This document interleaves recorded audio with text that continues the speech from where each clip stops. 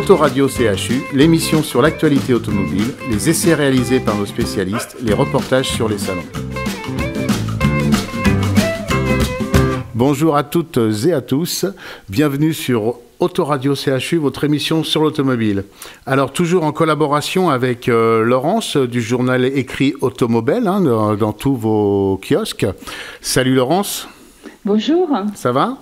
Ça va, oui. Eh bien, écoute, on va parler d'un essai qu'on a fait ensemble, un essai très sympathique sur la nouvelle Nissan Micra et ses nouvelles motorisations essence. Oui. Alors, ils nous ont présenté deux moteurs. 3 cylindres. 3 cylindres. IGT 100, 1 litre turbo, et DIGT 117, 3 cylindres, suralimentés aussi, mais beaucoup plus sophistiqués. On va voir ça dans les détails. Alors, d'accord. Qu'est-ce que tu en as pensé, toi, de ces deux motorisations en large, là ? Alors, en large. Alors déjà, petit clin d'œil, donc ils sont forcément nés de l'Alliance Renault. Donc le premier, c'est l'Alliance Renault, et donc on va le retrouver sur la Clio 5 aussi. Ouais. Et le deuxième, le 117 chevaux, c'est l'Alliance plus Daimler. Donc peut-être qu'on va le voir aussi chez Mercedes apparaître à suivre. Sincèrement, c'était un grand besoin, c'était une grande nécessité. Oui, tout à fait. Oui, d'accord. Voilà, ils ont sorti la nouvelle Micra il y a à peu près 2 ans. C'était une jolie petite voiture, une petite citadine qui avait été bien relookée, bien finie. Mais là, au niveau motorisation, c'était pas génial. Et moi, où j'ai beaucoup... mon point fort, ça va même au-delà, c'est enfin une boîte automatique. Tout à fait. Même si c'est une fausse boîte automatique, c'est bien. Parce qu'en fait, on en a de plus en plus besoin, surtout que c'est des voitures urbaines et un petit peu extra-urbaines aussi, mais principalement en ville maintenant, avec les problèmes de circulation et tout, la boîte auto, c'est vraiment l'idéal. Et quand on y a goûté, c'est mort. Pardon ? Quand on y a goûté, c'est mort. Exactement. Mais moi, je pense même que c'était une aberration il y a 2 ans de ne pas l'avoir sorti tout de suite en boîte auto, quoi. Ouais. Mais je pense qu'on commence à sentir... Moi, je les ai rencontrés, là. Je suis tombé sur eux à Genève, au salon de Genève, là, sur le stand. Oui. Ils m'ont sauté dessus, là, les deux, le chef. Et puis, ah, salut Pierre, t'es là. Ils étaient contents de me voir. Et puis, on a discuté. Mais vu la discussion qu'on a eue, on sent un peu l'après-Gone, quand même. Oui. Ouais. Ouais. Je t'expliquerai pourquoi. J'expliquerai après pourquoi en fin d'intervention sur ces deux moteurs. Oui, donc moi les moteurs, bon, j'ai aimé la petite pêche que ça donnait, la légèreté que ça avait. Enfin, pour moi, c'était vraiment indispensable à l'auto. Moi, ma préférence était quand même sur le DIGT 117, c'est compliqué leur appellation moteur. Bien sûr. L'IGT 100, on sent que c'est vraiment c'est un moteur qui est bien, qui est sympa, qui est quand même très vivace, mais il a quand même il a pas d'arbre d'équilibrage, donc ils ont fait un espèce de truc avec une poulie décalée, mais on sent quand même des vibrations, ce qui est un peu dommage dans cette gamme de prix de voiture quand même. Mais le 117 est vraiment hyper sophistiqué comme moteur et c'est un véritable régal, quoi. Exactement, donner une petite version sport à la voiture, c'est très très agréable. Tout à fait. Et puis il a plus de couple, il consomme moins parce qu'il a des artifices qui font que ça consomme moins. Mais ça qui est amusant d'ailleurs, c'est qu'il a plus de pêche, plus de couple, on s'amuse davantage, il consomme moins. Donc mais c'est souvent comme ça, tu sais, des fois de sous-motoriser une voiture. Sur la voiture. Parce que c'est des voitures qui sont lourdes quand même. Oui. Mais moi, ce que j'ai apprécié dans cette voiture, je ne l'avais jamais essayé, c'est l'habitabilité, quoi. C'est surprenant, Ah, c'est surprenant, l'habitabilité, par rapport à, par exemple, si on compare ça à la nouvelle 208 ou au Clio, c'est vraiment, il y a vraiment une différence notoire, Oui, ils ont fait une citadine intelligente. Voilà, et comme ils m'ont passé, là, quand je suis rentré sur Paris, ils m'ont passé le nouveau Qashqai. Oui. Alors, c'est pareil, le nouveau Qashqai, il y a une habitabilité là-dedans incroyable. Et avec un moteur essence, qui m'ont prêté un moteur essence, qui est la version 4 cylindres du DIGT 117, où j'ai fait des consommations de folie, quoi. C'est bien simple, quand je l'ai ramené, je suis parti de Picardie un matin de semaine, vers 8 heures, en plein dans les embouteillages parisiens pour aller au travail. Et j'ai fait 6,8 litres malgré les embouteillages. Je suis passé dans Paris et tout ça, et j'ai fait 6,8 litres avec cette voiture. Donc voilà. Donc ces deux moteurs sont vraiment de très haute technologie et ils permettent d'avoir des consommations vraiment très très intéressantes. Voilà. Donc, à noter aussi qu'il y a une courroie élastique. Ça, c'est une petite nouveauté qu'on voyait avant que sur certains très très haut de gamme. Donc, c'est une courroie d'accessoires qui permet d'économiser un galet tendeur. Une pièce en mouvement, donc du bruit en plus, et voilà quoi. Mais en parlant de bruit, moi je suis quand même sidérée de l'amélioration de l'isolation phonique de la voiture. Oui, ben oui, tout à fait. Et puis, il y a l'isolation phonique, il y a les nouveaux. Ils travaillent énormément maintenant sur les bruits des moteurs, les résonances.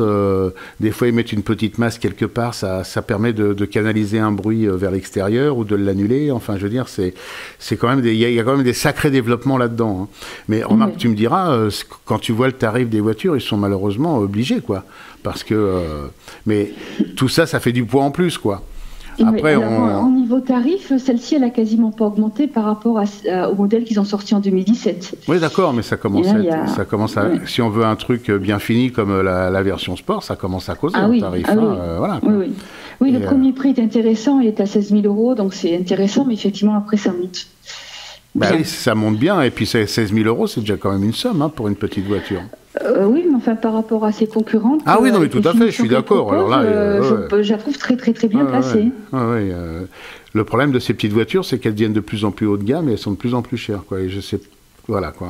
On verra par la suite ce que ça donne, tout ça, mais enfin, bref, voilà. Mais enfin, bon... ces deux mécaniques sont vraiment très très intéressantes et ça permet à Nissan et à leur groupe de progresser dans ce genre de motorisation, quoi. Voilà, tout à fait. Voilà, hein. Donc c'est vraiment très très bien parce que cette alliance-là, j'espère qu'elle va continuer parce que en plus avec Mitsubishi maintenant, ça va leur permettre d'avoir des atouts supplémentaires dans tout ce qui est hybride et vice versa. Voilà. Donc ils m'ont lâché une petite info sympa que j'ai eu aussi bien chez Renault que chez Nissan. Oui. Donc on va en parler dans une prochaine émission parce que je pense qu'au Salon de Genève, il y en a qui ont déjà pris du retard alors qu'ils présentent des concept cars. Voilà. Je vais parler maintenant. Tu nous laisses comme ça sur notre fin ? Hein ? Tu nous laisses comme ça sur notre fin ? Eh bien oui, c'est pour permettre aux gens de nous réécouter un petit peu plus tard, cher ami, tu sais. Voilà. Voilà. Donc on va parler maintenant d'un bouquin sympathique que je cherche. Il y a 2 livres. Alors c'est les livres, je ne sais pas si tu les connais, Laurence, c'est les livres qui s'appellent La voiture de mon père. Ah non. Tu connais pas ça? C'est vraiment très sympa. Et donc là, ils m'en ont envoyé 2. C'est ETAI qui fait ça. Oui. Alors, je cherche mes petits papiers. Ça va peut-être faire un peu de bruit. Pierre va me tirer les oreilles. Mais moi, ils m'en auraient envoyé un si ça s'appelait La voiture de ma mère. Voilà, ce que tu vois, ça te donne des idées. Hein. Donc, alors moi, c'est marrant parce que je pourrais appeler ces livres-là. Ils m'ont envoyé 3 livres. 2 livres, La voiture de mon père, et un 3e qui est sur Simca. Alors ces 3 voitures-là, ça aurait pu être mes propres voitures, parce que c'est des voitures que j'ai eues, déjà une dans ma jeunesse, et puis une quand j'étais un peu plus âgé. Et on va commencer par la GS. La GS de chez Citroën. Oui. Tu sais que c'était la voiture la plus vendue de chez Citroën ? Non, après la 2 chevaux. Ils ont vendu ça à plus de 2 millions d'exemplaires. D'accord. Voilà. Donc c'est une voiture qui a été en plus conçue en moins de 2 ans. Surtout à l'époque, ils n'avaient pas les ordinateurs qu'on a maintenant. Ils dessinaient tout à la main, les voitures étaient faites entièrement à la main. Enfin, quand tu vois sur quoi ils étaient partis, quand tu ouvres le bouquin, c'est quand même assez intéressant. Ils étaient partis sur une espèce d'Ami 6 à modifier, enfin un truc, et puis il y en a un qui a tapé sur la table, qui a dit non, et ils ont pondu la GS. Bien. Voilà. Une voiture populaire, qui a... Alors, il y a eu des choses terribles sur cette voiture, c'est que elle a été commercialisée de 69 à 85 quand même, avec la GSA. Oui. Et à l'époque, quand la GS est sortie, le journal automobile avait fait un comparatif avec une Mercedes 600 sur un trajet de 1000 km par l'autoroute. Incroyable. Ah ouais, non, mais tu sais que là, les journalistes se creusaient la tête à l'époque, et je pense que c'est ce qu'on fait, c'est ce que moi je fais un peu avec toi, mais maintenant ça plaît pas trop, quoi. Donc la GS a parcouru ses 1000 km sur l'autoroute en 8h56 minutes, ce qui fait une moyenne de 110,8 km/h, et la Mercedes, elle a mis 8h11, d'accord. Il n'y a pratiquement aucun écart de temps, ça doit être le café, la différence, je pense. Et et donc ils ont été un peu plus loin, ils ont comparé le coût de voyage, parce qu'une GS c'était quand même un véhicule très très confortable, hein. On pouvait le comparer à une Mercedes sans problème, hein. C'était un tapis volant cette voiture, hein. À part ceux qui vomissaient à l'arrière, mais ça a toujours été le problème des suspensions Citroën, dont toi. Voilà. Donc le coût pour faire 1000 km essence péage compris, ils n'ont pas mis le resto, hein, parce que sinon l'écart aurait été encore plus important en fonction des classes des gens qui conduisent. La GS c'est revenu à l'époque à 169 francs 85. Ouais. Et la Mercedes, 400 francs 99. Tu vois le truc? C'est incroyable.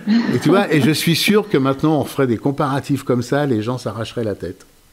Alors voilà. Ça, et puis moi, ce qui m'interpelle, c'est que je suis persuadée qu'on n'aurait pas le même timing non plus. On mettrait peut-être plus de temps aujourd'hui. Ah, c'est possible.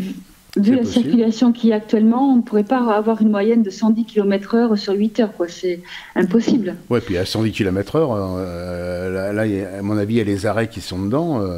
Bien sûr. Ils ne roulaient pas à 130 tout le long, les mecs. Hein. Ouais. Il n'y avait pas les radars. Il n'y en avait pas, non. Puis l'autoroute remplissait vraiment son rôle. Voilà.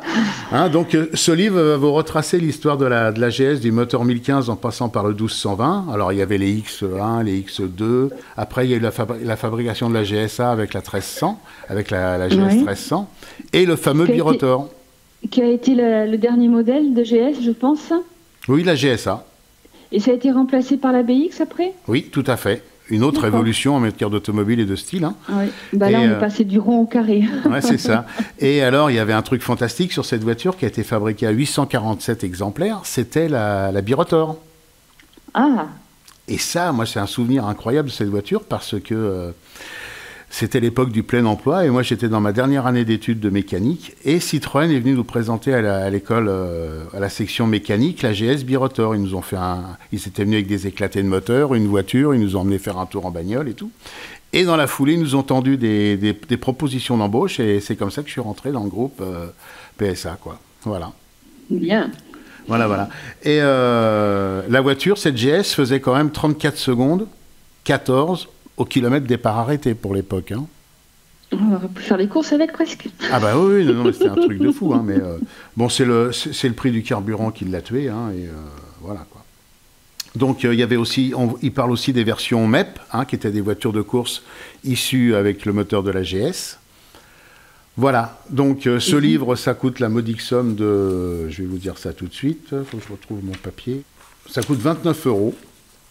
C'est raisonnable. C'est très raisonnable. Ah oui, mais c'est vraiment très sympa parce que pour ceux qui sont un peu amateurs de l'automobile, ça permet de retracer l'histoire d'une automobile qui, je rappelle, a été conçue en 2 ans, quoi. Alors qu'on pense que maintenant, ils arrivent péniblement à sortir des voitures qui ne sont pas abouties en 4 ans. Malgré tous les progrès techniques, je veux dire, c'est quand même assez intéressant. Bon, ben écoute, on va clôturer cette émission. On va appeler, je vais faire un petit stand-by, je vais te rappeler après. Et puis, d'accord, on fait comme ça? On fait comme ça. Ça marche. Allez, il ne nous reste plus qu'à dire au revoir. Eh bien, au revoir à tout le monde. Je voulais préciser quelque chose, je peux? Oui, vas-y. Le numéro d'automobile qui vient de sortir n'est pas vendu en kiosque, mais uniquement sur Internet pour ce numéro-là. D'accord. www.automobile.com. Voilà, ben écoutez, allez acheter ce livre qui est un regard de femme sur l'automobile, ce qui est quand même assez rare pour le préciser. Oui, c'est le seul. C'est le seul. C'est pour ça que c'est rare. Allez, à bientôt. Eh bien, à très bientôt. Merci, au revoir. Au revoir.